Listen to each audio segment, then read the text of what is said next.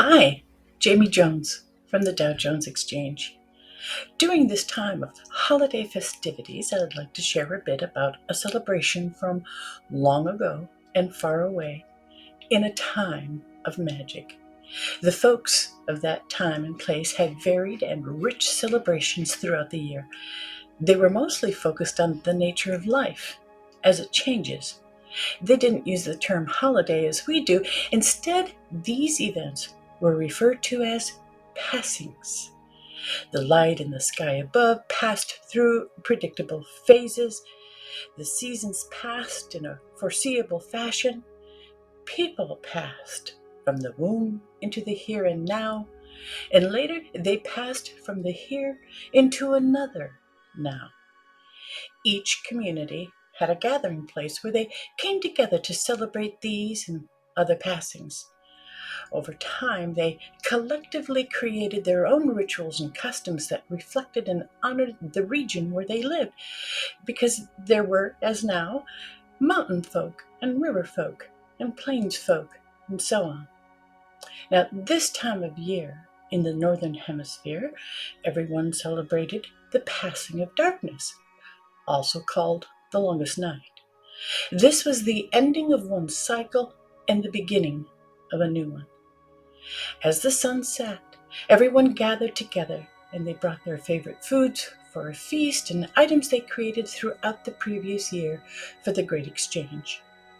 When the ceremony began, 3 elders stood in front of the assembly. The first spoke of things past, reminding the community of great events that had happened throughout the year.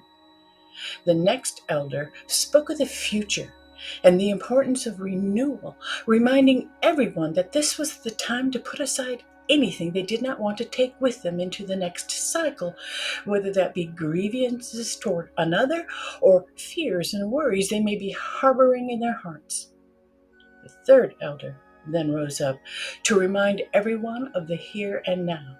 This was the night to forgive those who had offended them and seek forgiveness for any wrongdoing they may have done. But first, and most importantly, this was the time and space of forgiving of the self. This was a night of shadow work. The elder would then lead them on an inward journey toward their hearts, and when there, repeat a simple petition silently to their soul.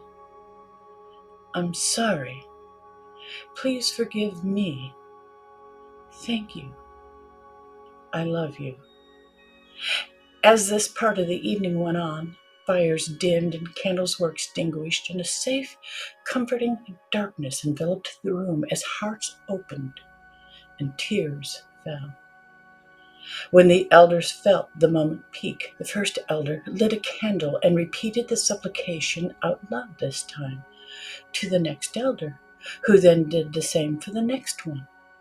And when all 3 candles were lit, then everyone in the great hall turned to their neighbors and did the same, lit a candle to be seen as they spoke the sacred words.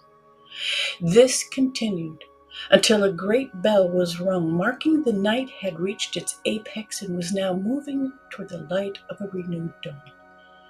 As the bell was ringing, bonfires were lit, as there were more candles, and the room gradually became illuminated, and everyone felt the warm-heartedness that they had generated. And now the merriment began, with feasting, music, dancing. Everyone hugged it out. Friendships were revived, and broken hearts were healed. The ceremony concluded at dawn with a great exchange, as all of the foodstuff, clothing, and crafts that everyone had brought were freely distributed to all.